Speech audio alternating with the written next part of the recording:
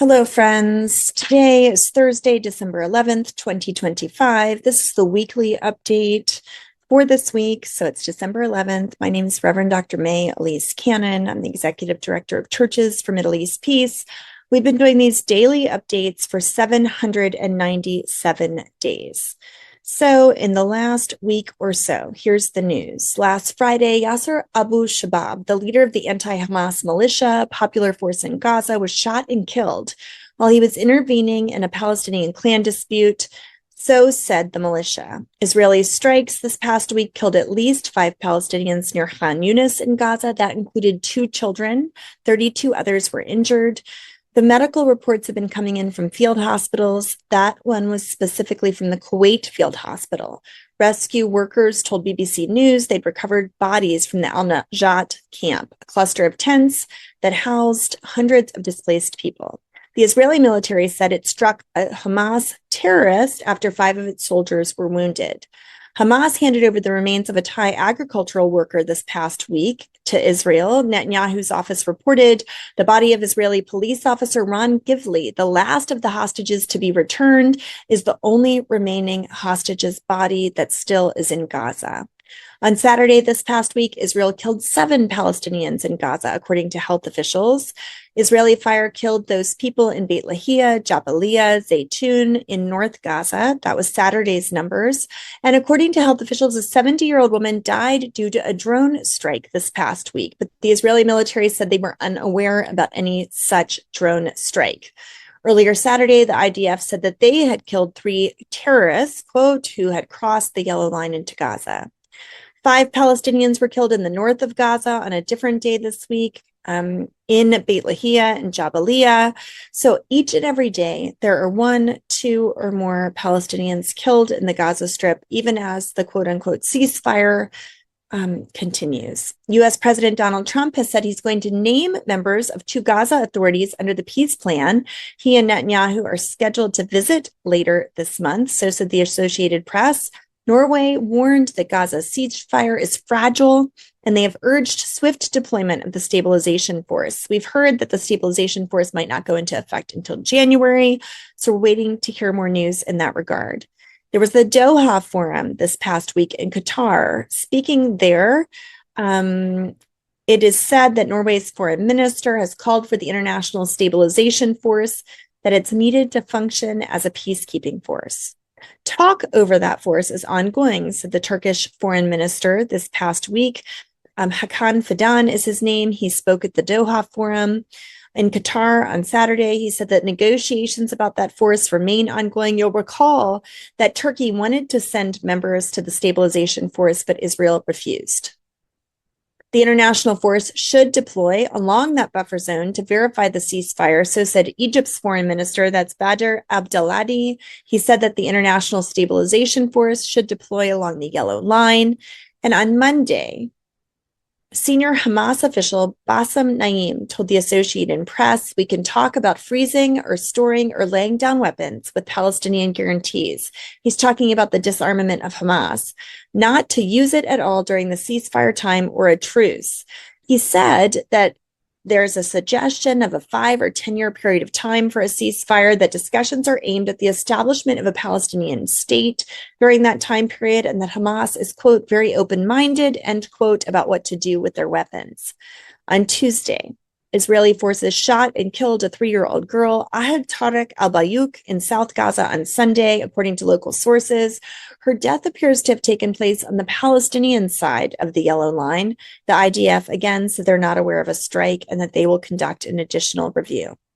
In the occupied West Bank on Monday, Israeli soldiers shot at 3 Palestinians who were reportedly throwing rocks at cars in the occupied West Bank.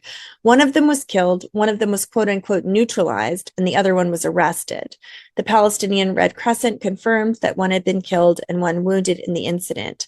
On Saturday, Israeli soldiers killed a Palestinian teenager who the Israeli army says was driving a car towards them and a bystander at a checkpoint in Hebron. Related to Israel, on Friday, Israel announced that it has set its defense budget at $34.63 billion for the next year, 2026. They said we're allocating a huge budget to strengthen the army this year, but one that allows us to return the state of Israel to a path of growth and relief for its citizens. On Monday, the chief of staff of the Israeli Defense Forces told his troops in Gaza that the yellow line is a new border line. It serves as the forward defense for our communities and a line of operational activity. Zamir's comments came amid uncertainty over the next phase of the peace plan, requiring Hamas to disarm and Israel to withdraw further from Gaza. Netanyahu said this week that the second phase of the U.S. peace plan to end the war in Gaza is close, but hinges on unresolved issues, such as that multinational security force, when they will enter into Gaza. Netanyahu said he's supposed to hold conversations, as I mentioned, with President Trump at the end of the month on how the next second phase is to be achieved. On Tuesday, Israeli authorities raided a vacant UNRWA compound in East Jerusalem with the intention of collecting municipal tax debts. So said authorities. The UNRWA commissioner, Lazzarini, said the compound is not in active use, but it is still a UN location. It's exempt thus as from search, seizure, or taxation, according to international law. According to the municipal official, the UNRWA compound lost its exemption from taxation when Israel banned the agency. Specifically, Netanyahu is set to meet with President Trump on December 29th. They'll discuss the next steps of the Gaza ceasefire. So said an Israeli government spokesperson this week. It's unclear where that meeting will take place, but it is currently on the calendar. In the last week, in terms of Syria, there were large-scale protests happening in the coastal cities of Homs, Latakia, and Jableh. Protests mostly by minorities, primarily the Alawites. You'll recall that that is the tribe of the former prime minister who was ousted. There was a high-profile grisly murder of a prominent Sunni Arab Bedouin husband and wife in Homs. Sectarian Shia slogans were drawn on the wall, seemingly in blood. There's been large concern about this in Syria. Authorities said initial investigations confirmed the phrases were at the crime scene placed with the aim of misleading and do not have a sectarian character, but that did not stop Sunni tribes, men from the tribes, to attack other Alawite neighborhoods in Homs, destroying properties, shops, homes, and cars, setting them on fire. Now the Alawites have been protesting because they are saying that there's a lack of protection from the current Syrian government. There were videos and reports of government forces shooting at crowds of unarmed protesters in the air in order to disperse them. They admit to shooting in the air, but they say unknown, unaffiliated assailants were shooting at the crowds. Casualties were unknown, but we saw videos of an elderly protester laying on the floor bleeding. On Saturday, Canada removed Syria from its list of foreign state supporters of terrorism and Hayat Tahrir al-Shams from its list of terrorist groups. Updates from the U.S. President Trump plans to announce before the Christmas holiday that the Gaza peace process is going to enter the second phase and to unveil the new governance structure. Sources from the U.S., Qatar, Egypt, and Turkey say that they're negotiating with Hamas on an agreement which the group will take a step back from governing Gaza and begin a process of disarmament. Western sources said that Egypt and Qatar are optimistic, but Prime Minister Netanyahu is not. On Wednesday this past week, Florida Governor DeSantis said that he has signed an executive order that is declaring CARE, the Council on American Islamic Relations, as a foreign terrorist organization. And 1,000 Christian Zionist pastors from the U.S. have visited Israel on a trip funded by the Israeli foreign minister.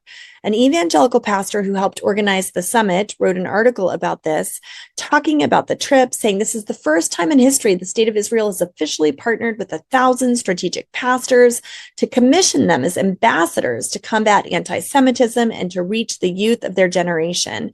Right now, there's an ideological war that Israel is losing. They need evangelicals and they need Zionists to fight this ideological war. So said Pastor Mike Evans. Dr. Jack Serra, the president of Bethlehem Bible College, responded to this. He's a Christian and Missionary Alliance pastor and said it's shameful that these pastors attended this trip. He said it's shameful to travel to the Holy Land without engaging with local Christians in the region. And he asked them 10 specific questions reflecting on their actions. Prime Minister Tony Blair has been removed from the list in consideration of Trump's board for the board of peace in Gaza. That was following objections from Arab and Muslim states. Blair's office did not respond to the matter, but it said that Blair will not be sitting on the board because the board will be active members of government, but that he could be on the executive committee alongside U.S. envoy Steve Witkoff and Jared Kushner.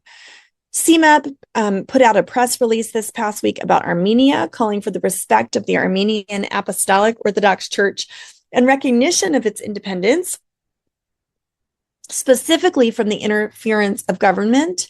I would encourage you to take a look at that press release. And I wanted to respond to a question that was asked last week about what is happening in terms of aid entering into the Gaza Strip. There's three primary types of aid. There's UN coordinated aid, private sector aid, which is a primary aid entering with the Israeli mechanism. It seems to be specifically corporations tied with the state of Israel. And then there's also bilateral aid. The UN coordinated aid entry, as of December 4th, there were 4,370 pallets administered by the UN and partners at crossings. I won't get into all of the specifics about those mechanisms. 56% of these pallets contained food supplies, followed by shelter at 26%, water, sanitation, and hygiene items at 10%, nutrition at 4%. In addition to protection items and fuel. At least 117 truckloads were offloaded at Kerem Shalom, 63 at the Zakim crossing. On that same day, the UN Ops International monitors deployed at the Gaza crossings verified the collection of 2,179 pallets of aid. I won't go through the specifics of those. With regard to fuel, there were 383,000 liters of diesel that were collected from the Kerem Shalom on December 4th. Overall, between the announcement of the ceasefire on October 10th and the 4th of December, there have been 142,585 pallets of humanitarian cargo offloaded, 122,545 pallets collected from different crossings. Only 2% of the aid has been uplifted or intercepted while it has been in transit in Gaza. That means 120,000 plus pallets have safely reached warehouses and are on their way to being distributed to people in need in Gaza. In terms of private aid, about 41% of that which enters into Gaza is private aid in coordination with international partners, specifically with the Israeli authorities. This private sector involvement is a part of a deliberate effort to reduce reliance on the United Nations for aid distribution. COGAT is the primary distributing body. The U.S. Command Center, CCMC, also plays a role. CCMC is coordinating between the Israeli military, COGAT, and others. They also have the 200 U.S. military commanders and international INGOs. I'd encourage you to read the Arab Center produced an analysis of the CCMC that I would encourage you to take a look at in that regard. Finally, closing with Christian updates, I wanted to just give you a little bit more detail about what's been happening in Armenia. This CMEP statement about having respect for the Armenian Apostolic Orthodox Church and recognition of the independence from government interference. Throughout history, the Orthodox Church has stood as a pillar of endurance and faith, guiding the Armenian people through persecution, displacement, periods of foreign occupation. Even in the darkest moments, the church's witness and leadership has sustained the nation's identity, hope, and moral strength in Armenia. And also for Armenian diaspora around the world. You'll recall that Armenia is the oldest Christian nation in the world.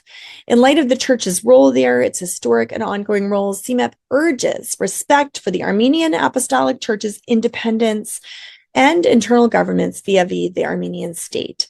Matters concerning the election of the Catholicos of all Armenians or the discipline of clergy need to remain within the church and the canonical process, free from external interference and secular political influences and interventions. CMEP calls for the release of clergy who've been detained and encourages all parties to act in ways that promote peace, dignity, and reconciliation within Armenian society. So I'd encourage you to take a look at that. That's an update of what's been happening over this past week. Today, December 11th, 2025, 797 days of atrocities, hardship, ridiculous challenges that continue in the Gaza Strip for the Palestinian people, the large majority of whom are civilians. May we continue in our efforts towards peace. May God go before us in that effect. In the name of Christ, amen.